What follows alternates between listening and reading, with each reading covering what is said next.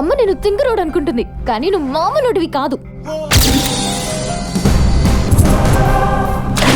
డ్యూటీలో ఉన్న ఆఫీసర్ మీదే చేయి చేసుకుంటే మేము ఎలా డీల్ చేస్తామో తెలుసా?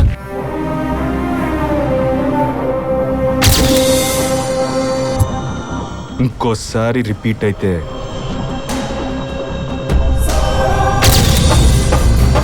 గరలాన్ని మింగిన శివుడిలా సైలెంట్గా ఉన్నాను అనుకో.